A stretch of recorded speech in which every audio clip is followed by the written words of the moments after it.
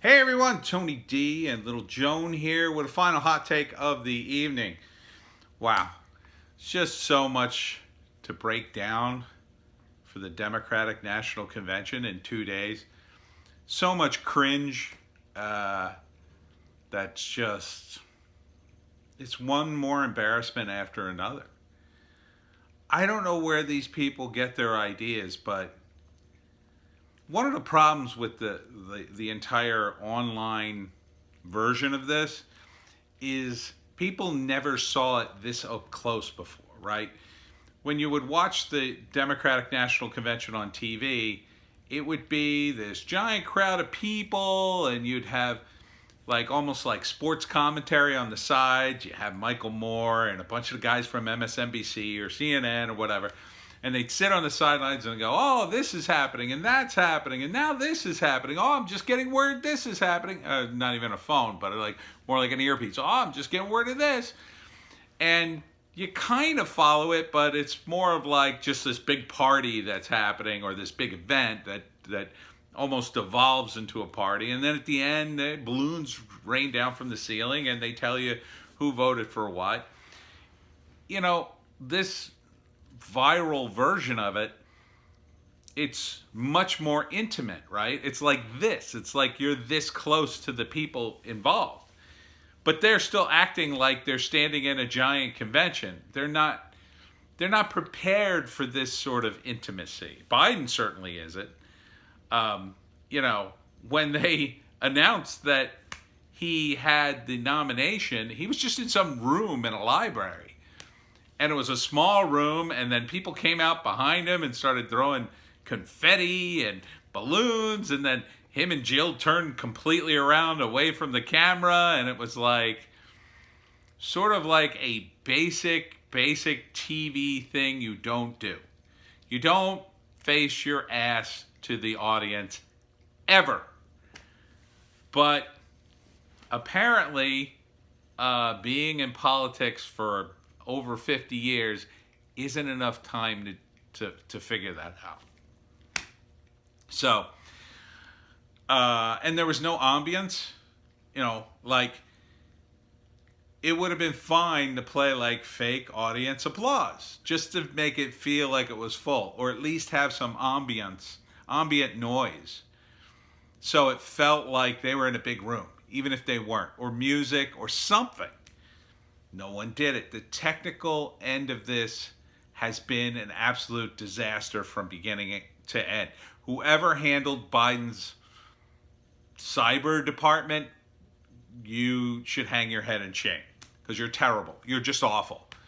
You know, at this point, you're at least functional, but, you know, leading up to this, I mean, it was just one disaster after another. Which leads me to believe that maybe, I mean, it's so bad, it feels like it's on purpose, right? It feels like they're trying to lose at this point. Like at this point, they know they're going to lose. They want to lose so badly. The only thing I can think of is they want to lose. Their only chance of winning is to look like they're going to lose so badly, no one shows up. Like the Trump supporters all stay home because it's like, oh, we got it in the bag. There's no sense of voting. Which, you know, is a danger because if a large portion of the Trump base didn't show up, that could be a real problem. Doggy, I'm still doing the video. So go ahead and play with your toys. Go on. Chew. Okay. That's it. Get out of here. Go on. Chew. And Bill Clinton. I got to talk about Bill Clinton. Now, I voted for Clinton twice. And every day I regret it just a tiny bit more. You know, back in Clinton's day, the Republicans would talk about him and say, oh, he's a pervert. And we would go like, come on, man, that's Joe Biden. Come on, man. How'd you like my Biden bit today? I thought this one was better. I thought this one was a little more coherent. Or as someone said, too coherent for Biden. But yeah, they would call Clinton a pervert. And you would just be like, that's over the top. Come on. That's too much. He's not a pervert. Yeah, he's a horny dude and he wants to bang young chicks, but not a pervert. That doesn't seem like a pervert. It just seems like a guy who's, he's oversexed or whatever. I mean, there's a difference, right? But then this photo comes out, and I don't know if you've seen it. I mean, a lot of people have seen it, but it's Clinton getting a back massage by one of Epstein's girls, who is apparently one of his victims. Now, I think she was 22 when the photo was taken. So there's no problem with that there. But I guess she was underage early on in her career with Epstein. And she was sort of in that circle for a while. I guess kind of being manipulated for sex all the time. And, to see Clinton there. Now we already heard about the Lolita Express and that Clinton had been on it a bunch of times.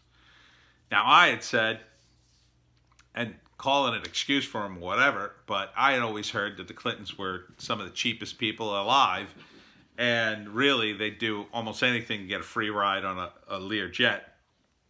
So, that was one possible explanation, that they took a ride from him, they took a ride from any sheik or celebrity that had a private jet, and that was willing to let him ride. But seeing that picture, and seeing that they also took Ghislaine Maxwell, and I think Epstein too, on some of the trips, man, that's bad. That's like bad. So we know that Epstein was convicted of what. I don't want to say it on YouTube because YouTube. So the thinking is that Epstein blackmailed a lot of these celebrities and political figures. If you were going to blackmail anybody, you'd have to blackmail Bill Clinton. He was a former president of the United States. I don't know how far. I don't think it goes back to when he was actually president. I don't think they would have allowed him on a jet by himself. I mean, it's possible. It's possible he could have snuck away from the Secret Service for a day, I guess, but I think the Secret Service would have been with him on a trip if he had gotten on Epstein's plane. And I don't really think Epstein could have got at him while he was president, but who knows. Certainly wouldn't have gotten to him before he was president. Wasn't necessarily famous enough. But after he was president, he still held sway. I mean, a former president still has big connections. And not only that, just a big name. I mean, you get him to do a speech, you get him to endorse something or just talk about it. That's like worldwide. That's worth something. That sways people. And Clinton, post his presidency, was still fairly popular. Still was popular for years after, long enough that people, after he was president, was like, well, why don't they ever bring out Clinton to prop up any of the other Democrats? But they wouldn't, because, there had been some shenanigans beyond just him messing around with Monica Lewinsky. So they were worried about that, and the Republicans did put the pressure on. But the picture, so then he gets on day 2, and he just lectures Trump about his behavior in the White House. I mean, poor form, Bill. I thought Bill had a better sense of optics than that. If you were going to lecture him about anything, it shouldn't have been that. When you were sticking cigars into interns, you don't lecture a guy about his behavior in the White House. You could lecture him about all the money he's spending, but you're a Democrat, so that's a tough sell. You could lecture on some of his policy. Beyond Kosovo, it was relatively peaceful during Clinton's era. But to lecture him about his behavior? What are you, out of your mind? You're the last guy to do that. Anybody else? Obama could have come out and said that. Oh, yeah. Obama could have said that all day long. I mean, the one thing you have to give Obama, he didn't have any personal scandals in that area. He was loyal to his wife, as far as we know. Has 2 kids. Seemed to be an upright family man. I mean, I don't agree with a lot of his policies, but he seemed, okay in that area. Clinton seemed like, he was screwing around, having some fun on the side. Which, at the time I said, and I still believe it, like, kind of who cares? That's between him and his wife.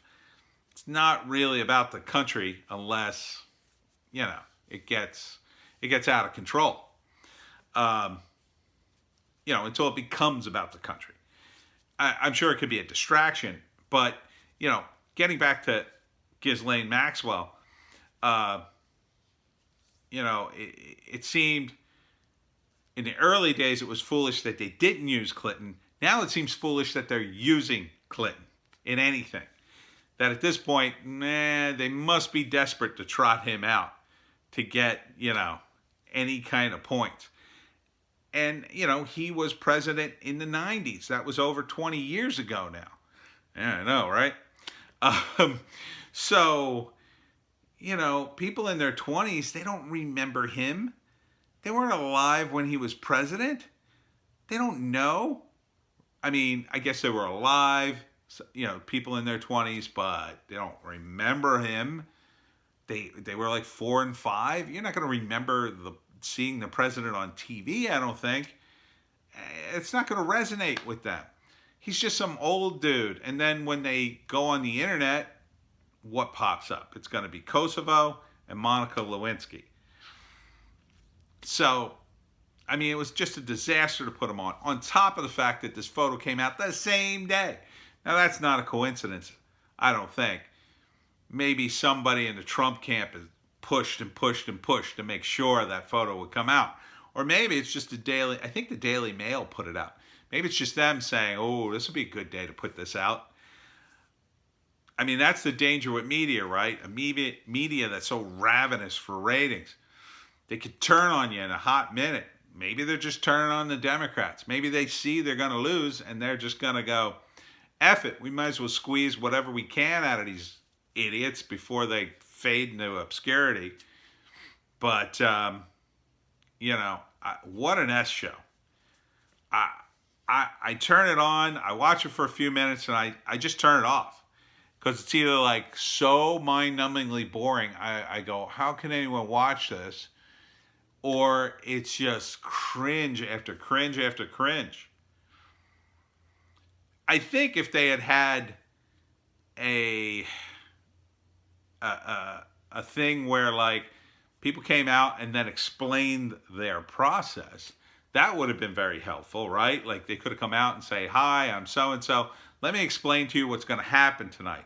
We're going to take some votes, and eventually we're going to nominate a candidate for president. Here's how it works. And they would kind of go through it real quick with some, graphics to reinforce it. And then you wouldn't have gotten the weird reaction from AOC and nominating Bernie Sanders. Because what they would have said is something like, well, you're going to hear, Joe Biden is the candidate. This is the official nomination process. But, the vote is basically done. But the delegates have to formally vote. Some of them will be formally voting for other candidates, but we just wanted to assure you that most of them will be Biden, and Biden is going to win. Something like that. That would have taken the punch out of the ending, but so what? I mean, that wasn't a surprise. We all knew Biden had the nomination. They've already announced it. So why not explain the process so people watching knew what the hell was going on, other than cutting to yet another person sitting in their living room talking about how this country's doomed. Oh, we're horribly doomed. I I don't know where they're going with this. And the other problem too was like you have Eva Longoria. I think she was only on the first night. I didn't see her on the second night, but I didn't pay that much attention. She's on a great set, well lit, looks really good. And then it cuts to people like sitting in their living room on a phone camera or whatever. It's not good. You got to have some quality. If this was all going to be on TV, then spend the damn money. Get everybody a top of the line iPhone. Say you need a good phone to shoot, and this is what you do, and have it all ready. Have like an app or something that make it easy for them. Like, no, somebody's crappy laptop camera is it just looks cheesy and bad. You know, their sound could go out in any minute. It's very strange. Very strange. 2 more nights of this.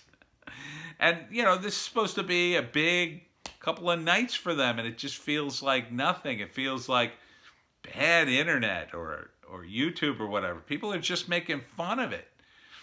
And, you know, the rioters don't care. They absolutely don't care. If they were going to vote for Biden, you think they'd be rioting on the nights of the convention? No, they'd be home watching it. No, they're not voting for him. And that's 25% of the base right there. Biden's going to lose.